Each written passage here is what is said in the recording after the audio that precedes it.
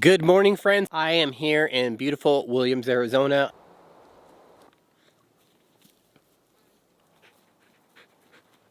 Today, Versailles and I are just going to do an overnight, maybe a couple days. I don't know. I'm battling actually COVID right now. I'm isolated. There's obviously nobody around me. I was actually supposed to do this trip with Arizona Overlanders. So I actually tested positive with COVID, so I wasn't able to go. But the funny thing is the Arizona Overlanders is actually just about maybe less than a mile away from me. Show you guys through camp here. I added some new things that I haven't had before. Obviously, this is the diesel heater. It's sitting on the spare tire. I bought a spare tire mounted the diesel heater to that, then hole sawed straight through the metal so that the exhaust manifold can just come out the bottom, and that way that's sitting up out of the elements. Let me tell you, that thing worked so efficiently last night. I had to turn it off because it got too hot. Coming around the front, I added 2 new amber LEDs, and that's because this winter I plan on coming up here to northern Arizona to the Flagstaff area. Having amber LEDs on the front now, that's going to better help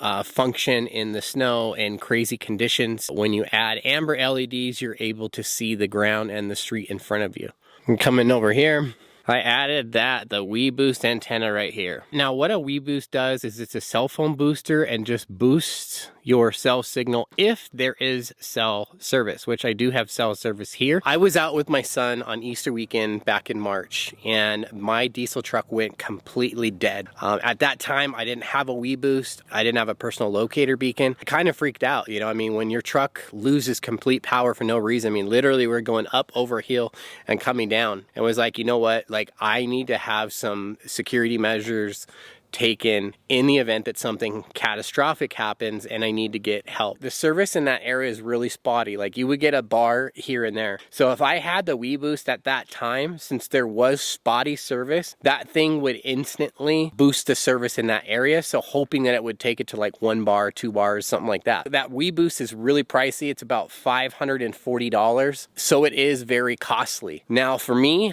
I felt that was super important because if something happens, I just want to have every safety measure planned. If something happens that I need to get a hold of somebody, send a text, make a phone call, something like that. Because if you're completely out of cell phone service, that thing becomes useless. But if you have some type of established service in the area, that thing is going to help you. Which brings me to my next thing, a personal locator beacon. This right here is the ACR PLB 425. This does not do text messaging. I didn't want to buy a personal locator beacon that I had to have a subscription for.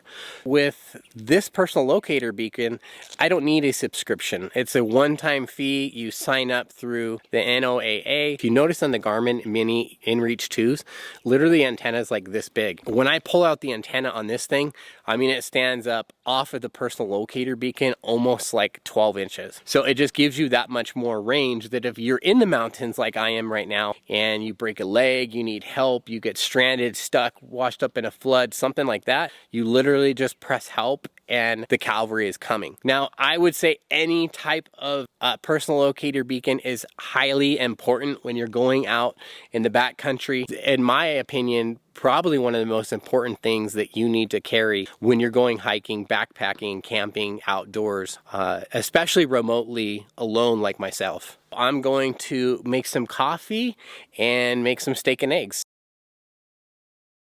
What better place to come out and enjoy a cup of coffee than out here in the mountains?